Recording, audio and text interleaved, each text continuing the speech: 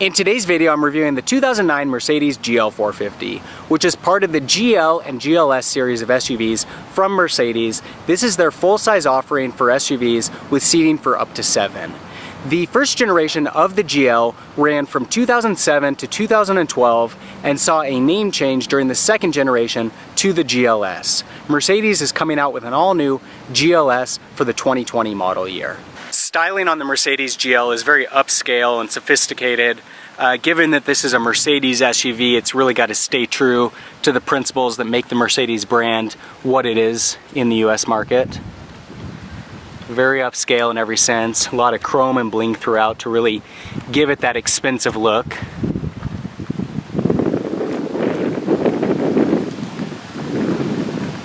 I like the boxy nature of the GL when compared with the ML class. I'm actually a fan of both models, but I think the GL has a little bit more rugged look than what you get in the ML.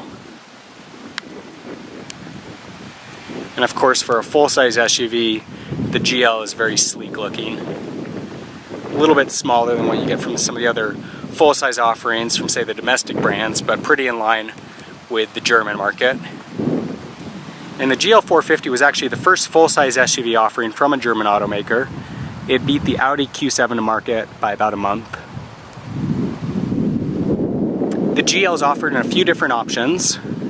For the 2012 model year, they had the 450, which has a 4.7 liter V8, the GL550 with a 5.5 liter V8, and the GL320, which has a turbo diesel engine.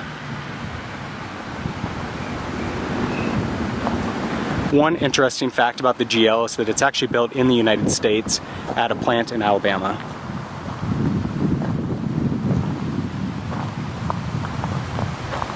Overall, very stylish and upscale SUV.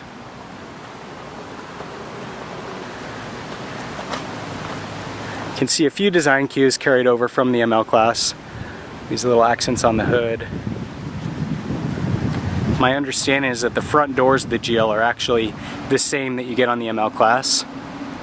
And while most of the other bodywork is unique to the GL, the vehicle as a whole shares about 70 to 80% of the total body components with the Mercedes ML and the discontinued R-Class. Of course, the interior of the GL450 is equally sophisticated, stylish, and upscale.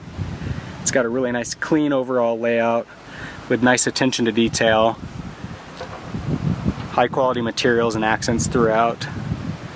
It's one of the things I love about German vehicles is that they just use such high quality materials on the interiors that they really stand the test of time in terms of both style and just the durability. Of course, the GL450 comes very heavily loaded. Power everything, doors, windows, mirrors, seats, memory settings.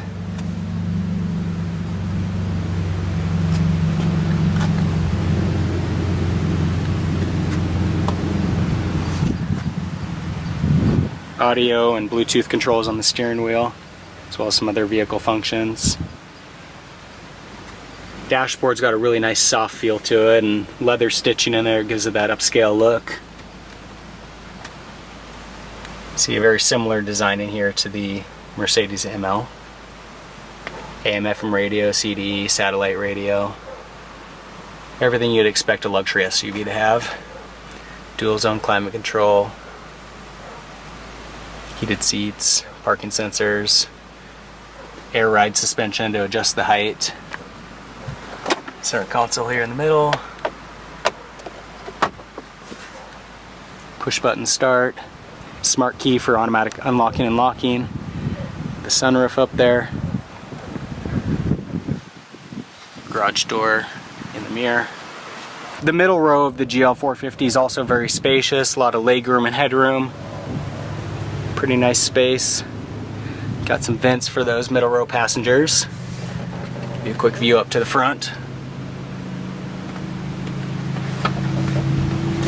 Got an armrest built in to the seat back with cup holders.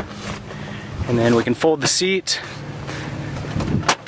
pull this lever, and access that third row seat. Now you'll see that the third row seat's a little bit on the tight side.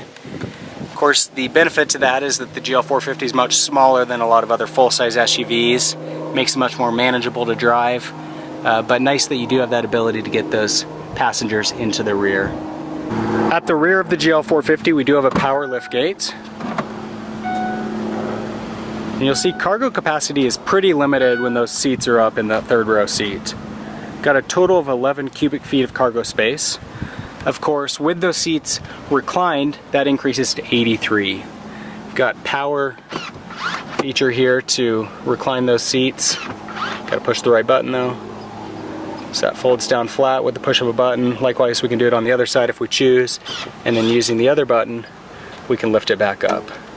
Pretty sleek feature to increase that cargo capacity significantly. This 450 model comes with a 4.7 liter turbo V8, which has 335 horsepower and an EPA rating of 13 miles per gallon in the city and 18 on the highway. The GL550 has a 5.5 liter V8, which increases that horsepower to 382. EPA rating on that is 13 and 17. And then the GL320 has a 3 liter 6-cylinder turbo diesel with 215 horsepower and an EPA rating of 17 in the city and 23 on the highway.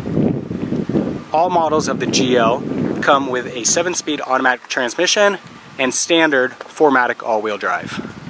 The interior of the GL is of course very luxurious. Being a Mercedes, it's very comfortable, it's very quiet, it's very smooth, and there are plenty of standard features and options. On top of that, it just has a really nice high-end feel to it. The GL450, for being a full-size SUV, offers a really great ride as well. I think the fact that it's a little bit smaller than some of the other full-size SUVs in the segment means that you do see a little bit of a lack of legroom in that rear seat, but on the flip side, it drives a lot better and it's much easier to navigate in tight spaces. The GL450 really drives a lot more like a sports sedan than a full-size SUV in that sense.